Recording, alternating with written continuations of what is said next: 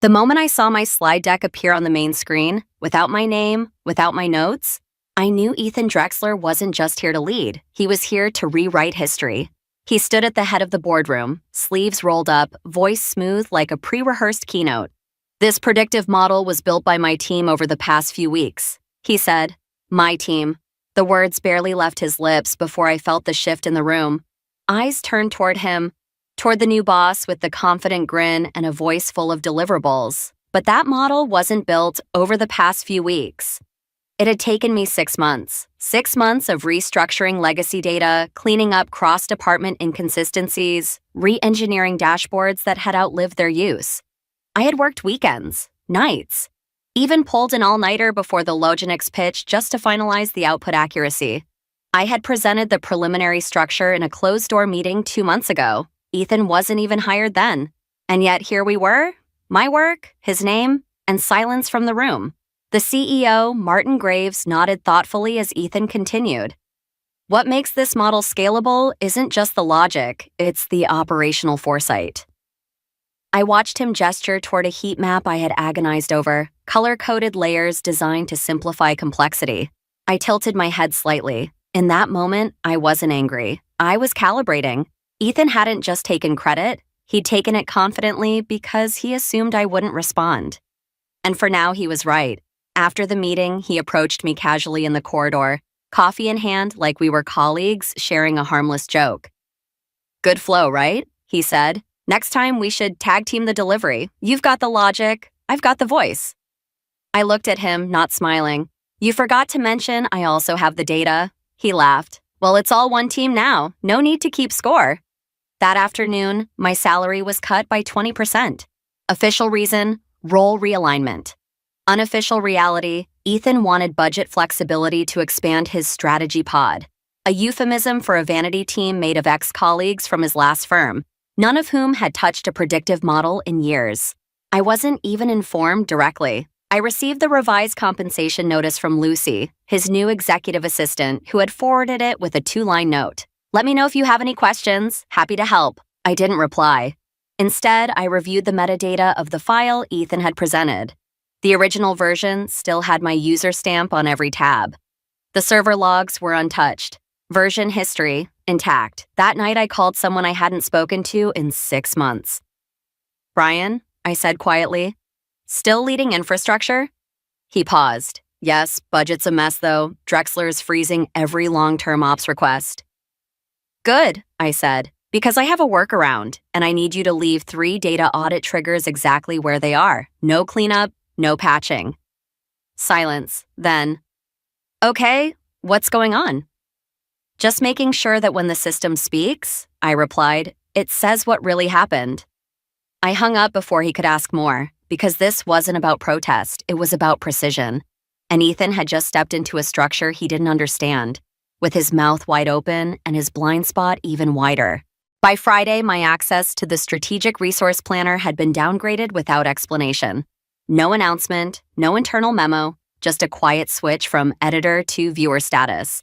While Lucy, who had been with the company for barely 4 weeks, was suddenly listed as platform owner. When I asked her about it in passing, she blinked twice, clearly unaware of what that even meant. "Oh, Ethan just said we were centralizing logins. It's all under one umbrella now," she said, flipping through her tablet like it was a recipe book. "Let me know if you need anything pulled." I didn't answer, because Lucy wasn't the problem. She was the placeholder, the insulation layer. She didn't know she was holding a live wire. The next morning, I pulled the audit logs from our Cloud Mirror archive, an old system we kept for legacy compliance. Still technically active, still accessible, still mine. I found exactly what I expected. Lucy had forwarded 3 versions of my original forecast model to Ethan's private inbox. She had no idea how to redact metadata, no idea that every document she opened left a signature behind. Ethan had added headers, changed formatting, replaced the file title, and re-exported it as a collaborative effort. Then he uploaded it into the company's official repository, timestamped 3:47 a.m. He wanted the spotlight, but he also wanted to erase the shadows behind it. I opened a new notebook, not digital, not trackable, a plain black moleskin. I labeled the first page, distortion timeline. Each entry was simple. Week 1, forecast model stripped of author tags. Week 2, platform permissions rerouted to non-technical staff. Week 2, salary reduction initiated same day as pitch. Below that, I added 2 bullet points with a different pen. Brian, infrastructure hold, confirmed. Next, Jared, Loginix. Because here's what Ethan forgot. The Loginix contract wasn't just a data deal, it was a trust agreement. And the executive sponsor on that contract, Jared Connolly, had once told me over lunch, "Celia, we didn't sign because of dashboards. We signed because you understood the problems before we asked." So I scheduled a casual check-in with Jared. I didn't mention Ethan. I didn't talk about internal shifts. I just asked how implementation was going. He frowned midway through the call. "Actually, that update you promised about the client-side anomaly detection, we haven't seen it yet. I assumed it was still on your end." "It was," I said evenly, "but it seems the delivery chain has changed." "Strange," Jared muttered. "That was the one reason we fast-tracked the renewal." I ended the call with a polite, "Let me know if you need anything else," then closed my laptop and sat still for several seconds. This wasn't just a hostile rebrand of my work. It was a repackaging of value. With my name edited out, my context removed, and my ownership reassigned to someone who didn't even know what questions had led to the solution. But Ethan had made 2 mistakes. First, he assumed everyone would stay quiet because silence was easier than friction. Second, he forgot that value doesn't disappear when it's removed from the deck. It waits. Then it reappears, usually at the moment when the absence becomes impossible to ignore. That evening, as I walked past the glass conference room, I caught sight of Ethan briefing the CEO again. Same tone, same body language, same model. But this time, Martin didn't look impressed. He was staring at something on his screen. His brow furrowed, then he turned the laptop toward Ethan and tapped the corner. Metadata. Someone had sent it to him, not me, which meant someone else had started watching too. I didn't smile. I just kept walking, because when you plant seeds correctly, you don't chase the harvest. You just make sure the ground is ready when the cracks begin to show. By Monday morning, I had changed the way I walked into the building. No more early starts. No more quiet setups before the floor came alive. I waited. I entered during peak visibility, when elevators were crowded, when chatter spilled from coffee corners, when presence became performance. Because silence is only effective when paired with attention. And Ethan thrived on surface impressions. He needed to believe I had retreated, that I was sulking, slowly disengaging, no longer a threat. So I let him believe it. I submitted reports late, intentionally misaligned by a version number. I asked Lucy to resend permissions she didn't understand. I requested access to files I knew were locked, then followed up publicly on Slack threads where visibility couldn't be scrubbed. She thought I was becoming sloppy. He thought I was becoming irrelevant. But in truth, I was measuring the edges of their illusion. And underneath that performance, I was laying the groundwork.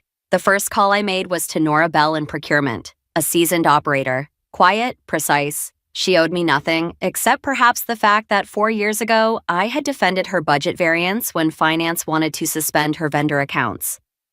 "Nora," I said plainly, "are Ethan's requests coming through your portal now, or is he bypassing?" She paused, mostly through the assistant.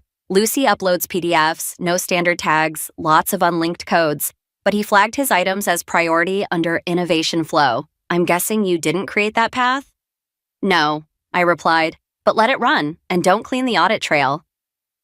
"Understood," she said. No further questions, no loyalty pledged, just 2 professionals sharing a quiet alignment. Next, Brian in IT infrastructure. We'd already spoken, but now I needed his technical cooperation, not just silence. "Is the dynamic access grid still passive?" I asked. "It is, but I'll need a justification log if I delay a refresh." "Give them a time-stamped delay tag. Performance check in progress. That buys us 72 hours. Long enough to trigger anomalies, but short enough to fall inside policy." He gave a short whistle. "You're not just stepping back, you're isolating variables." "Exactly," I said. "I want to see what happens when the system starts asking for a memory they erased." At the same time, I reached out to Adrian Chow, finance partner and one of the few people who had access to the performance bonus algorithm. He didn't know the technical side of my work, but he respected it. "Have you noticed anything odd in Ethan's self-tagged contributions?" I asked. He chuckled.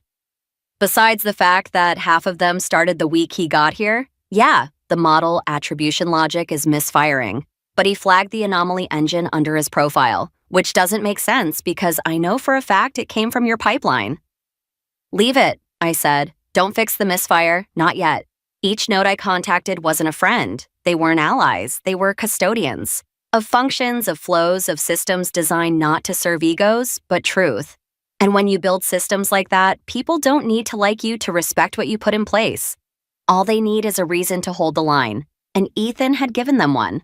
The final message I sent that week was to Jared at Loginex, not through company channels, just a short encrypted line. Next week, when the data lags, ask who designed the baseline. Ask it out loud. His reply came 2 minutes later, already planned. Because when systems are under pressure, real voices don't scream. They repeat questions until the room goes quiet. The following Tuesday, Ethan walked into the leadership sync 5 minutes late, holding a tablet and a lukewarm latte, clearly expecting applause. The Loginex dashboard is lagging, Martin, our CEO, said without greeting. They flagged it during their prep call, something about anomaly detection missing from baseline projections. Ethan didn't flinch. We had a slight sync delay, he replied smoothly. Data ingestion was restructured for agility. Our new alignment protocols are still stabilizing. I didn't speak because the word agility wasn't just a misdirection, it was a bluff. The baseline model wasn't missing. It had been disconnected, quietly, carefully, by me. From a version-controlled container only 2 people knew existed. One of them was me, the other wasn't Lucy. In that moment, Martin looked toward me, eyebrows low. Not an accusation, just curiosity. I believe the alignment logic Ethan mentioned was based on a restructured version, I said, but I haven't had access to those changes since the realignment. It was the first time I had acknowledged my exclusion aloud, and the shift was immediate. Ethan's eyes narrowed. Lucy looked down at her notes. Martin simply nodded and moved on, but the room had changed, the air tighter, the margin of error thinner. That afternoon, I saw Ethan pacing in the corridor outside procurement. He didn't notice me. He was too busy whispering sharply to Nora, clearly frustrated that a routine requisition had bounced 3 times. He waved a paper in the air, probably a vendor form, before storming off. Nora walked past me a minute later, her face blank, but as we passed, she slid a folded printout into my hand, a screenshot. Ethan's last requisition had skipped 2 required budget checkpoints and tagged itself under Legacy Carryover Executive Discretion. Smart, but not smart enough. That category hadn't been active for 6 years. I smiled, because now the system wasn't just slow, it was contradicting itself, and in contradiction, truth finds daylight. Meanwhile, Lucy had started pinging Brian with IT tickets, access loop, cache purge needed. Why are some of my admin rights timing out? Brian responded exactly as I asked him to, with policy. We can't manually refresh tokens without an authentication chain. Please escalate through platform control. Lucy forwarded the request to Ethan. Ethan ignored it. Instead, he booked a private 1-1 with Martin and labeled it Process Consolidation Proposal. I watched the meeting from my desk. 15 minutes in, Jared from Loginex called Martin directly. His timing was surgical. I just reviewed the projections, Jared said loud enough for half the floor to hear. And I have a question. Who designed the original anomaly thresholds? Martin's face didn't move, but I saw the pause in his fingers as he reached for his keyboard. Ethan tried to respond, but Jared cut him off. Because the person who set those values understood our risk profile better than we did, and I'm not seeing that anymore. Click. Call ended. Ethan didn't speak for several seconds, and in that silence, Martin slowly turned his screen. He didn't say a word either, but on that screen was the same file Jared had mentioned, with the metadata still intact, my name, my timestamp, my version number. That evening, as the floor cleared, I walked past the analytics pod. Ethan sat alone. Lucy hovered nearby, holding her tablet like a shield. He looked up at me, not furious, not panicked, but unsure. Like a man standing on a platform that had begun to shift beneath him but hadn't yet tilted enough to fall.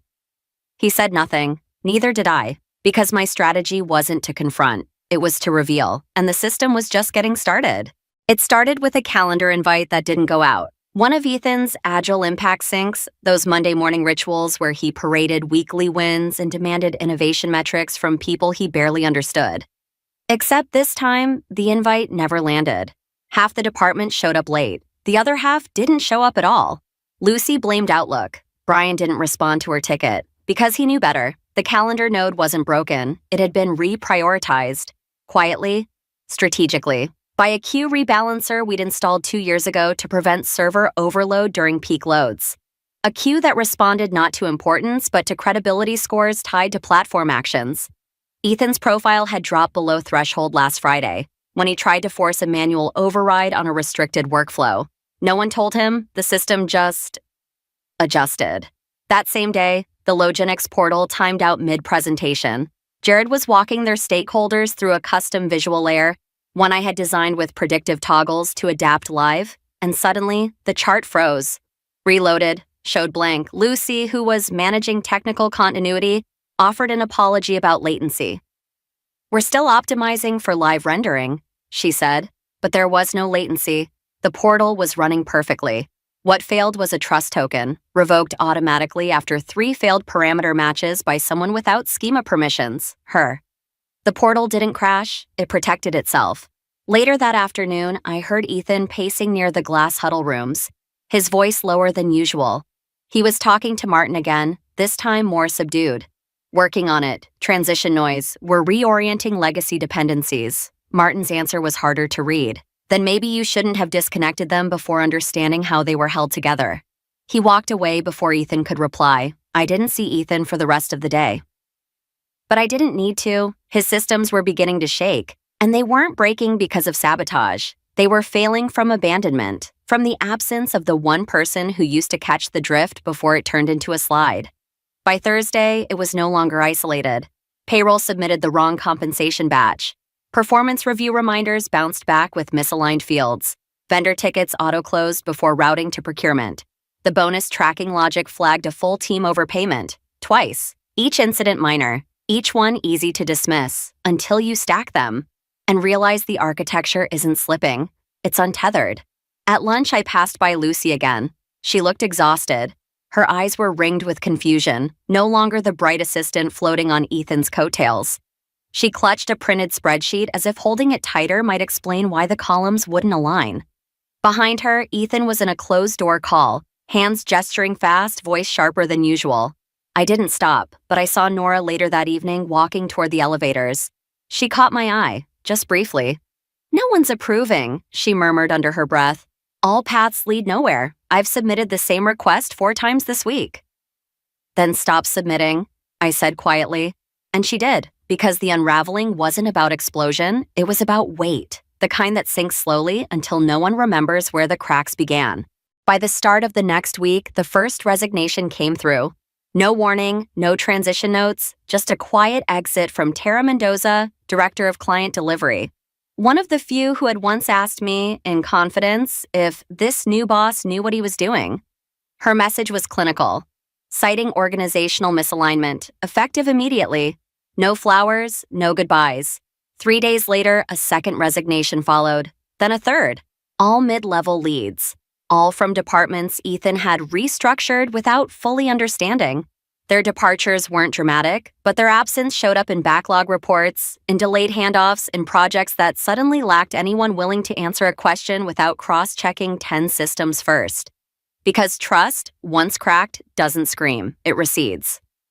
And with each missing name, Ethan's grip got looser. In a leadership meeting, he tried to pivot. "We're navigating a transitional plateau," he said, gesturing at a pie chart that no longer reflected anything real.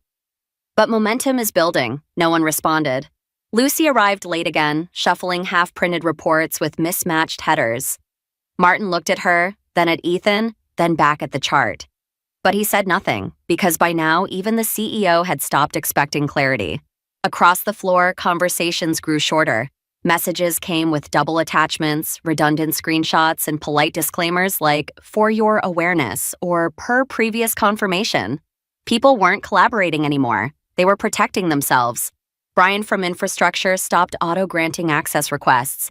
Nora in procurement locked down purchase paths unless flagged as compliance critical. Even Adrian in finance halted bonus automation pending manual audit.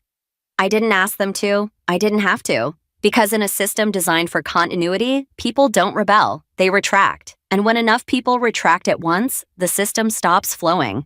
That's not sabotage. That's ecosystem intelligence. Midweek, Jared from Loginix submitted a formal request to reroute client servicing under prior configuration. He didn't say my name, but he didn't need to. Martin approved it within the hour. Ethan didn't mention it. But that afternoon, I received a Slack ping from a junior analyst named Priya. She had joined 6 months ago, trained under Tara, and once shadowed me for a reporting cycle. Her message was short. I've been asked to rebuild the risk model. I found your archived logic in the old data sandbox. It still works, just thought you should know. I replied with one sentence, let it speak for itself. Because legacy doesn't need a voice. It needs a moment. And that moment was arriving, one trigger at a time. It began with a file name, not a crisis, not a headline, just one file, an onboarding template that failed to load, then a benefits dashboard that froze halfway through a renewal cycle, then a legal clause, auto-inserted for contractor agreements, missing from the template library. Ethan brushed them off. Teething pains, he told Martin. System migration noise. But there was no migration. There was no noise. There was just the quiet consequence of a system that no longer recognized the hands touching it. Lucy submitted a help ticket to it. It was returned unread. Brian's team had implemented a permissions filter. All executive fast-track requests were paused pending identity verification. Lucy had no signature authority. Ethan did, but his digital ID had expired 2 days earlier, unnoticed. The system hadn't rejected him, it simply forgot him. That morning, Martin tried to approve a bonus batch. The platform returned a soft error. Insufficient clearance, please consult system owner. He forwarded the message to Ethan. No reply. Because Ethan was busy, trying to make sense of why the quarterly review sync had vanished from the global calendar, why 3 active dashboards now showed blank grids, and why Loginix had rerouted all communications through Jared directly, bypassing Ethan's team entirely. No one had announced a revolt. There was no mutiny, but the architecture had stopped answering. And when Martin called an emergency meeting to address process continuity issues, the room was filled, but not aligned. Lucy entered late again. Ethan stood, face strained, holding a printout of user logs that meant nothing without context. The systems are intact, he insisted. We just need better visibility. Martin leaned back, then explained this. He slid a screenshot across the table. It was a metadata log. The author field showed my name. The timestamp, 2 quarters ago, before Ethan had ever touched the file. Ethan opened his mouth, closed it. Martin looked around the room. Tell me who here knows how that model actually works. Silence. Then Nora, from procurement, spoke, slowly, clearly.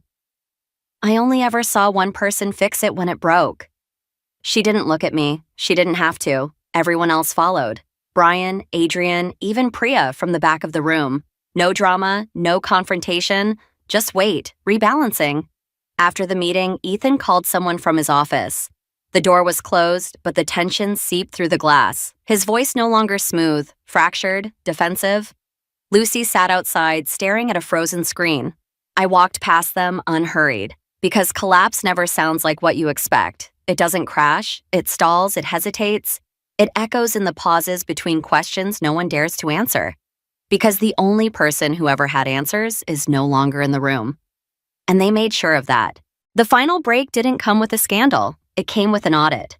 An internal one, requested quietly by the board after a series of operational inconsistencies reached their threshold. It started with compliance. Someone flagged a mismatch between risk documentation and actual approval paths. Then finance noticed a discrepancy between projected bonus allocations and submitted distributions. Procurement chimed in next. Vendor renewals had been executed without proper routing, some of them under deprecated policy codes. Ethan tried to contain it. He scheduled back-to-back meetings with each department head, spinning half answers and buzzwords like iterative pivoting and transitional redundancy. But no one nodded anymore. They listened politely, then logged off without committing to action. Because the collapse wasn't hidden anymore. It was routine. That Friday, I received a message from someone I hadn't spoken to in months. Vanessa Liu, formerly HR in strategy, now on contract with the external audit firm brought in by the board. Her message was brief. Your documentation standards saved 3 departments. The board will see the rest in the full report. I didn't respond, not out of spite, out of purpose. Because the point was never revenge. It was alignment, and the system was finally aligning around the absence it had tried so hard to erase. Lucy disappeared from her desk the following Monday. No announcement, no email, just a login error and a quiet removal from the org chart. Her name vanished from internal Slack channels. Her calendar went blank. People noticed. No one asked. By midweek, a new email hit everyone's inbox. Leadership transition update. Ethan Drexler will be stepping down from his position as head of strategy, effective immediately. Interim leadership will be managed by a cross-functional council while we reassess operational stability. It was unsigned. The subject line was sterile, but the silence that followed was not. People stopped pretending. Requests previously sent for visibility now included my name again. Files once routed through Ethan's flow returned to mine. Priya forwarded me a note. They've asked me to rebuild the dashboard, but this time they told me not to change the author tag. I made no public statement. I didn't take credit, but I did log out of every executive credential permanently. Because my work had never been about access, it had been about integrity. Later that week, I passed Martin in the hallway. He gave me a look, not apologetic, not grateful, just steady. Looks like you were right, he said. I paused. I wasn't trying to be. He nodded once. That's why it worked. And then he walked away. No promises, no offers, just acknowledgement. Exactly the way I preferred it. Because when a system collapses under its own neglect, you don't rebuild by stepping back in. You rebuild by letting those inside finally feel what it's like to carry weight they never saw until it was gone. I never went back. Not even for the so-called transition council Martin assembled. They sent me a request, technically a courtesy, to advise during the stabilization period. No job title, no obligation, just a soft invitation tucked into corporate language. I declined, not because I was bitter, because they weren't asking for me. They were asking for what I had already taken with me. But legacy doesn't live in systems. It lives in understanding. And now they were finally beginning to understand. Jared from Loginix sent me a handwritten note, just one sentence. The silence made more sense than any presentation. I placed it in my drawer, next to the timeline I no longer updated. Instead of re-entering the place that once erased me, I built something else. I joined a smaller firm, one with no slide decks about velocity or disruption. A company where systems were seen as living things, not tools. Where people didn't have to raise their voice to prove their presence. My new title wasn't grand. Director of Structural Continuity. It sounded quiet. It was. But it held everything that mattered. I didn't ask for a team. People came anyway. They brought questions, not to prove themselves, but because they knew I wouldn't answer with noise. I would answer with structure. One afternoon, Priya visited. She had resigned from Orbitech 2 weeks earlier. She didn't ask for a job. She just asked, "How do you know when a system is healthy?" I told her, "When it functions without fear." She stayed, and others followed, analysts, operators, even a few from Martin's original staff. Not because I recruited them, because something followed them, a memory of working in a system that made sense, once. We created a space where experience wasn't trimmed for speed, where older staff weren't treated like legacy overhead, where new hires were taught not just how to do the work, but why the work exists at all. I started a cohort, professionals over 40, ex-caretakers, ex-consultants, people who had been told they were out of sync with the modern workforce. We didn't talk about bounce rates or dashboards. We talked about resilience, and how often the people carrying the weight were the first ones asked to disappear. There were no cameras, no speeches, no slides, but the room filled every month. Every single time. I never sent a resignation letter, just a final directive in the system, one that terminated my own access after a specific threshold. The threshold was met the day Ethan tried to rewrite the foundation I had built. The access revoked itself. That was enough. Weeks after he left, I received one last forwarded message from Monica, my old infrastructure partner. It was a company-wide announcement from Orbitech's board. Effective immediately, all platform policies developed prior to Q2 are under review. System continuity will be evaluated against original author protocols. Legacy knowledge retention is now classified as critical infrastructure risk. No name attached, just a timestamp. I didn't reply. Because even now, they still hadn't learned how to speak plainly. But the message said everything. They weren't asking to recover me. They were trying to recover what I represented and what they discarded without ever understanding. That's the thing about legacy. It doesn't live in titles. It's not stored in emails or policy binders. It's not remembered in performance reviews or quarterly charts. Legacy lives in the moment someone reaches for a system and feels it respond correctly, without fear, without friction, because someone once cared enough to build it that way. That's why I never raised my voice. That's why I didn't write exposés or schedule revenge. Because if you've truly done the work, the hard, invisible, load-bearing work, you don't need to take anything down. You just need to step aside. The rest will collapse under its own weight. And when they try to rebuild, they'll realize something even more sobering. That structure is easy.